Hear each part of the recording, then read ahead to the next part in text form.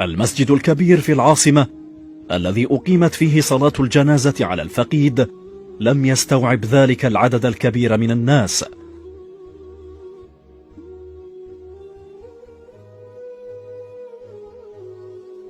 حيث صلى الآلاف صلاة الوداع الأخير في الطرقات وعلى أطراف المسجد.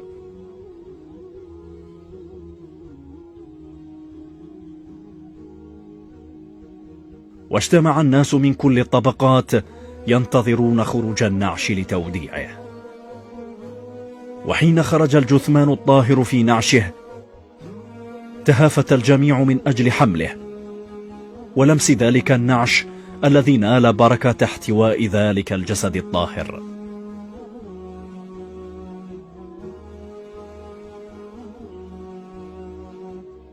ولم تتخلف في يوم الوداع حتى النسوة وكبار رجال الدولة، وتحولت ساحة الشهداء التي انطلقت منها الجنازة إلى كتل بشرية في وداع البشير. وأي بشير؟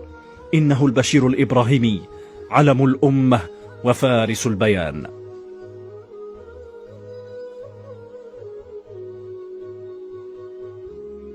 من ساحة الشهداء سار الآلاف من الناس يتقدمهم الرسميون وعائلة الفقيد وتلاميذه والمقربون من أصدقاء الشيخ، وخلفهم كل فئات الشعب.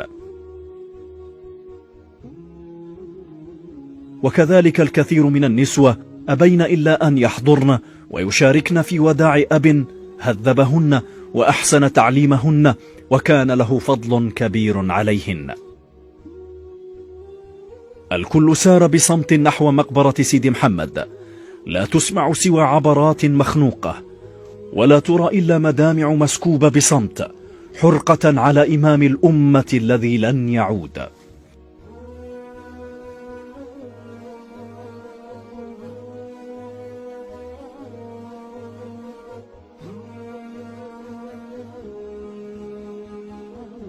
كان يوم الجنازة حزينا جدا، حزن عبرت عنه تلك الوجوه التي سارت في جنازة رجل قلما تجود الدنيا بمثله.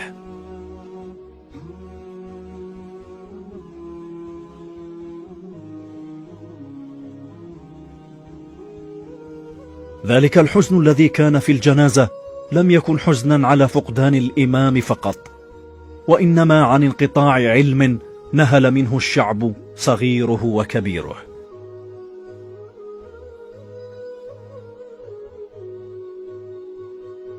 وكما جمع الإمام كل فئات الشعب حوله في حياته جمعهم أيضا في جنازته، وكأنها رسالة إلى الجميع بأن هذه أمتكم أمة واحدة.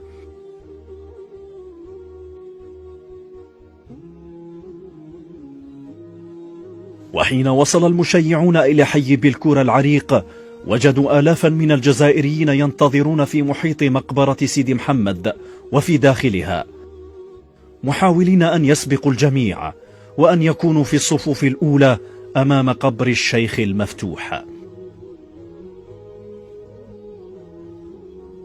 دخل نجل الإمام والأصدقاء المقربون وتلاميذ الشيخ وبعض المسؤولين إلى المقبرة، فيما غاب الرئيس أحمد بن بلة عن الحضور. واصلت الجموع التدفق على المقبرة حتى اكتظت عن آخرها، واجتمع الحضور في ساحة المقبرة للاستماع إلى كلمة التأبين التي ألقاها الشيخ محمد خير الدين على الجموع الحاضرة.